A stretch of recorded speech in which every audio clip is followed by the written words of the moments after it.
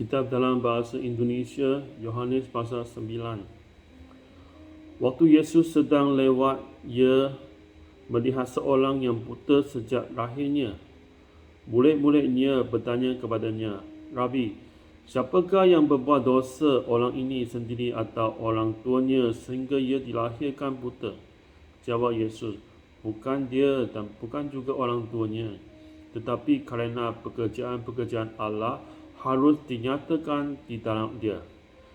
Kita harus mengerjakan pekerjaan Dia yang mengutus aku selama masih siang. Akan datang malam di mana tidak ada seorang pun yang dapat bekerja.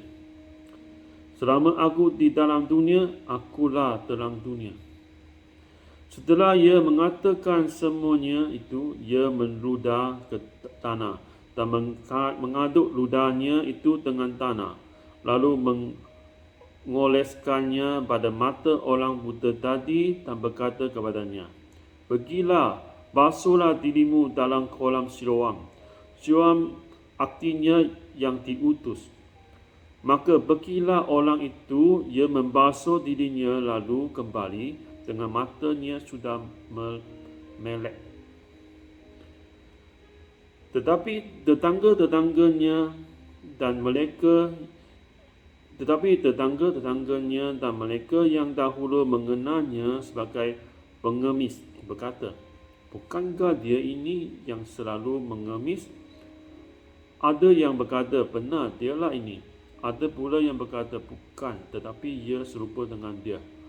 Orang itu sendiri berkata, "Benar, akulah itu." Kata mereka kepadanya, "Bagaimana matamu menjadi melek?" Jawabnya, "Orang yang disebut Yesus itu mengaduk tanah, mengoleskannya pada mataku dan berkata kepadaku, 'Pergilah ke Siloam dan basuhlah dirimu.' Lalu aku pergi dan setelah aku membasuh diriku, aku dapat melihat." Lalu mereka berkata kepadanya, "Di manakah dia?"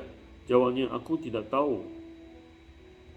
Lalu mereka membawa orang yang tadinya buta itu kepada orang-orang Farisi.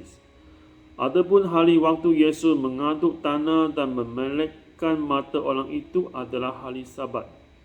Karena itu orang-orang Farisi pun bertanya kepadanya, "Bagaimana matanya menjadi melek?" Jawabnya, "Ia mengoleskan adukan tanah pada mataku, lalu aku membasuh diriku dan sekarang aku dapat melihat." Maka kata sebahagian orang-orang Farisi itu, "Orang ini tidak datang dari Allah sebab ia tidak memelihara hari Sabat." Sebagian pula berkata, "Bagaimanakah seorang berdosa dapat membuat mukjizat yang demikian?" Maka timbullah pertentangan di antara mereka. Lalu kata mereka pula kepada orang buta itu, "Dan engkau, apakah katamu tentang dia, kerana ia telah memelekkan matamu?" Jawabnya, "Ia adalah seorang nabi." Tetapi orang-orang Yahudi itu tidak percaya bahawa tadinya ia buta dan baru dapat melihat lagi, sampai mereka memanggil orang tuanya dan berkata kepada mereka, "Inikah anakmu yang kamu katakan bahawa ia lahir buta?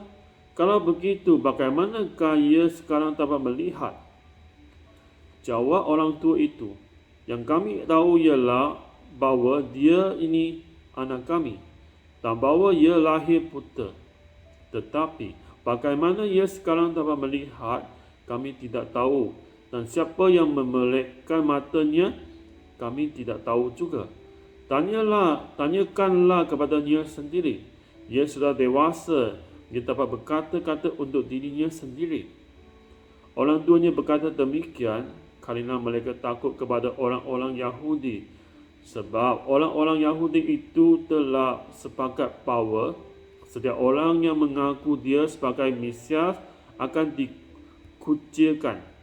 Itulah sebabnya maka orang tuanya berkata, "Ia telah dewasa, tanyakanlah kepadanya sendiri." Lalu mereka memanggil sekali lagi orang yang tadinya buta itu dan berkata kepadanya, "Katakanlah kebenaran di hadapan Allah. Katakanlah kebenaran di hadapan Allah. Kami tahu bahawa orang itu orang berdosa. Jawabnya, apakah orang itu orang berdosa? Aku tidak tahu, tetapi satu hal aku tahu, iaitu bahawa aku tadinya buta dan sekarang dapat melihat. Kata mereka kepadanya, apakah yang diperbuatnya kepadamu? Bagaimana ia memelekkan matamu?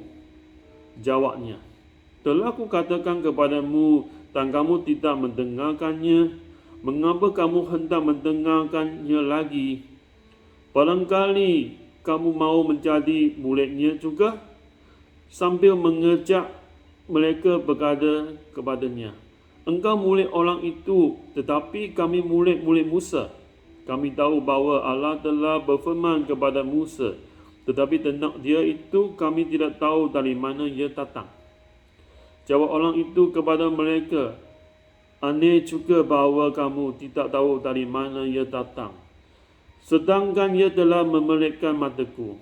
Kita tahu bahawa Allah tidak mendengarkan orang-orang berdosa, melainkan orang-orang yang saleh dan yang melakukan kehendaknya.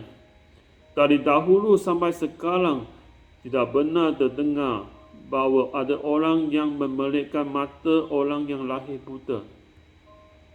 Jikalau orang itu tidak datang dari Allah, ia tidak dapat berbuat apa-apa. Jawab mereka, engkau ini lahir sama sekali dalam dosa dan engkau hendak mengajar kami. Lalu mereka mengusir dia keluar. Yesus mendengar bahawa ia telah diusir keluar oleh mereka. Kemudian ia bertemu dengan dia dan berkata, percayakah engkau kepada Anak Manusia? Jawabnya, siapakah dia Tuhan supaya aku percaya kepadanya? Kata Yesus kepadanya, engkau bukan sahaja melihat dia, tetapi dia yang sedang berkata-kata dengan engkau, dialah itu. Katanya, aku percaya Tuhan. Lalu ia sujud menyembahnya. Kata Yesus, aku datang ke dalam dunia untuk menghakimi, supaya barang siapa yang tidak melihat dapat melihat, dan supaya barang siapa yang dapat melihat menjadi buta.